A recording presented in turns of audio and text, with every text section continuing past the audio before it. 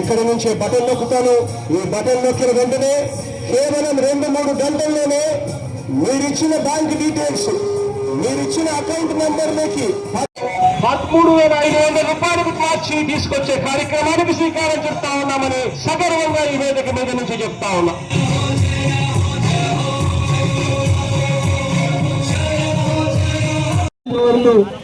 జగన్మోహన్ రెడ్డి గారి ఆదేశాల మేరకు గూడూరు పట్టణంలో సమన్వయకర్త గూడూరు గురవయ్య గారి ఆధ్వర్యంలో 3వ రోజు వినయ నిరాహార లావణ్య గారికి, పెద్దలు గౌరవనీయులు మన గూడూరు పట్టణ సీనియర్ నాయకులు వీరారెడ్డి గారికి, అదేవిధంగా ఊరూరు బాలకృష్ణారెడ్డి గారికి, దాంట్లో భాగంగా మెగా డిఎస్సిలో అవకతవకలు, దాని మీద జగన్మోహన్ రెడ్డి గారి యొక్క ఆదేశాల మేరకు రాష్ట్రం మొత్తం కూడా ఈ యొక్క నిరసన కార్యక్రమాలు చేపడుతుంది. ఈ యొక్క నిరసన కార్యక్రమాలు తెలియజేయడం ఏమనగా ప్రజలకి, విద్యార్థులకు జరిగినటువంటి అన్యాయం ప్రజలందరికీ తెలియాలి, జయప్రదం చేయాలని చెప్పి ఈ సందర్భంగా కోరుకుంటూ ఇప్పుడు ఈ యొక్క కార్యక్రమాన్ని ఉద్దేశించి మాజీ కౌన్సిలర్ సుకన్య గారిని మాట్లాడవలసిందిగా కోరుతున్నాం. జరుగుతున్నాయి. మా మహిళలందరి తరఫున పూర్తి మద్దతు గురవయ్య గారికి తెలపడానికి ఈరోజు నేను ఇక్కడికి రావడం జరిగింది. మనం గమనించాల్సింది ఏంటంటే ఈరోజు పిఎస్సికి సంబంధించి ఎప్పుడైతే ఉద్యమాలు జరగడం మొదలుపెట్టాయో, ఎప్పుడైతే జనాలు బయటికి వచ్చి అరే మాకు అన్యాయం జరిగింది అనేటువంటి విషయాలు చెప్పడం మొదలుపెట్టారు, జగనన్న దగ్గరికి వెళ్ళడం మొదలుపెట్టారు, మాకు అన్యాయం జరిగిందన్న, మాకు ఉద్యోగం రావాల్సింది, ఆ ఉద్యోగం వేరే వాళ్ళకి వెళ్ళిందని చెప్పడం మొదలుపెట్టారు. అప్పుడు జగనన్న అరే యువత కళలు భవిష్యత్తు అనేటువంటిది వీళ్ళు పాలు రాస్తున్నారు, మనం యువతకు అండగా నిలబడాలనేటువంటి ఏకైక ఆలోచనతో ఈరోజు అధికారం ఉన్నా లేకపోయినా జగనన్న యువత పక్షాన నిల్చొని జరిగినటువంటి అన్యాయాన్ని ప్రశ్నించేటువంటి కార్యక్రమం మొదలుపెట్టారు. అయితే తప్పు చేసిన వాళ్ళకి ఈ కార్యక్రమం కొంచెం కష్టం కలిగించవచ్చు, అంటే టీడీపీ నాయకులకి వాళ్ళకి. అందుకే మొదటి రోజు నుంచి దాడులు జరుగుతున్నాయి, నిరాహార దీక్ష మొదలైనప్పటి నుంచి దాడులు జరుగుతున్నాయి అనేది మనం ప్రతి ఒక్క టీవీ ఛానల్స్లోనూ లేకపోతే పేపర్లోనూ చూస్తున్నాం. పాపం గూడూరులో నిరాహార దీక్ష కూడా మొదలు పెట్టలేదండి. అసలు టౌన్ హాల్ దీనికి వెళ్ళే దారిలోనే పోలీసులు అడ్డుకొని నానా రభస చేశారనంటే ఎంత భయపడిపోయి ఉన్నారో టీడీపీ నాయకులు అనేది అర్థం చేసుకోవాలి మనం. ఈరోజు మీరు ఉండేటువంటి పరిస్థితి ఏంటంటే ప్రజలు మిమ్మల్ని నమ్మట్లేదు. డిఎస్సిలో జరిగిన అవకతవకలు ఏంటనే స్పష్టంగా అందరికీ తెలిసిపోతుంది.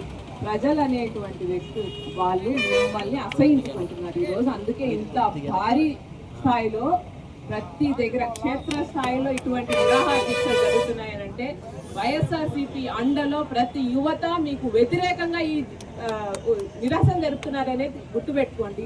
ఈ ఆందోళన ఇక్కడితో ఆగదు. యువతని ఎవ్వరూ ఆపలేరు.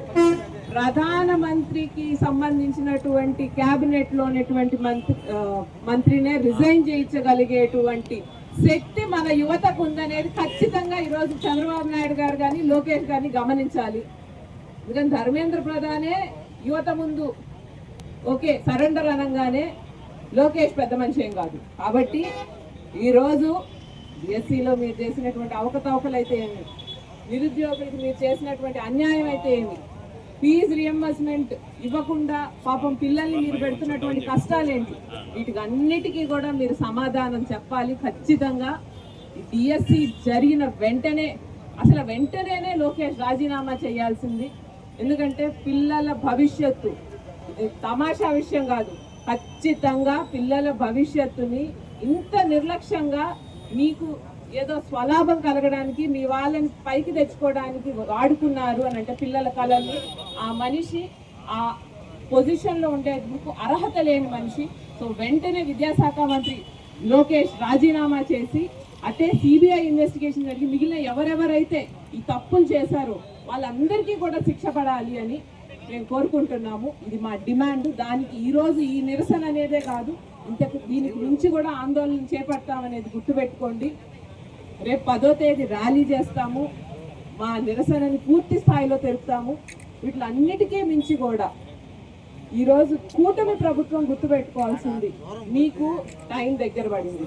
మీకు ఈరోజు మీరు చేస్తున్న తప్పులు చిత్రగుప్త చిత్రాల్లోకి ఎక్కుతున్నాయి. కాబట్టి ఇప్పటికైనా కూటమి పెద్దలు, కూటమి నాయకులు కళ్ళు తెరిచి ఇటువంటి తప్పులు చేయడం మానేయండి.